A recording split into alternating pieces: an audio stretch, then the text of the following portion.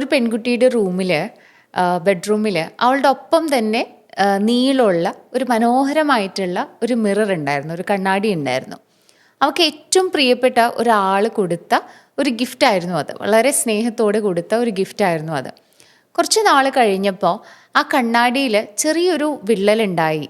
അപ്പോൾ വേഗം എന്ത് ചെയ്തു എന്ന് വെച്ചാൽ, അത് ചെറുതായിരുന്നു. പുള്ളിക്കാരി എന്ത് ചെയ്തു എന്ന് വെച്ചിട്ടുണ്ടെങ്കിൽ അതൊരു പ്ലാസ്റ്ററൊക്കെ ഒട്ടിച്ച് എന്നാലും കാണാൻ പറ്റും. അപ്പോൾ ശരിക്കും നോക്കിക്കഴിഞ്ഞിട്ടുണ്ടെങ്കിൽ ചില ഭാഗങ്ങളൊക്കെ കാണുന്നത് കുറച്ച് ബുദ്ധിമുട്ടാണ്, എന്നാലും അത് അഡ്ജസ്റ്റ് ചെയ്തു.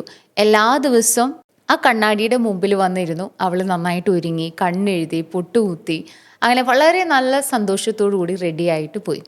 കുറച്ച് ദിവസം കഴിഞ്ഞപ്പോൾ വീണ്ടും ആ കണ്ണാടിയിൽ ഒരു വിള്ളലും കൂടി വന്നു.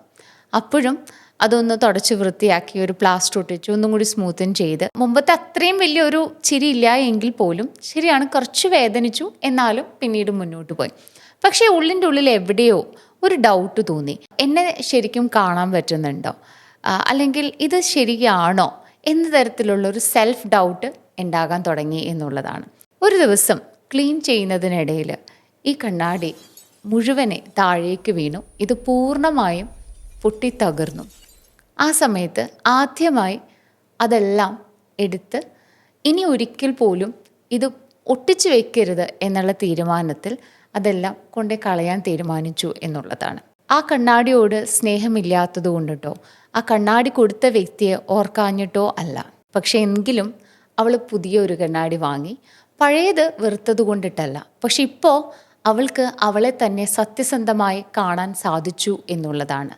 നന്നായി കാണാനും നന്നായി വിശ്വസിക്കാനും വേണ്ടിയുള്ള ഒരു കൃത്യതയുള്ള, അല്ലെങ്കിൽ നമ്മുടെ തന്നെ റിഫ്ലക്ഷൻ തോന്നിക്കാവുന്ന ഒരു കണ്ണാടി.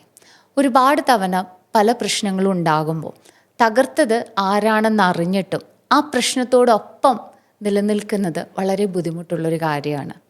Sometimes it's not about who broke you, but how long you have been trying to see yourself through their damage.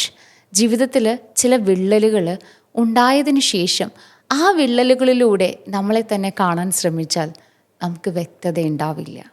അത് മാറ്റി പുതിയൊരെണ്ണം വരണം എന്നുള്ളതാണ്.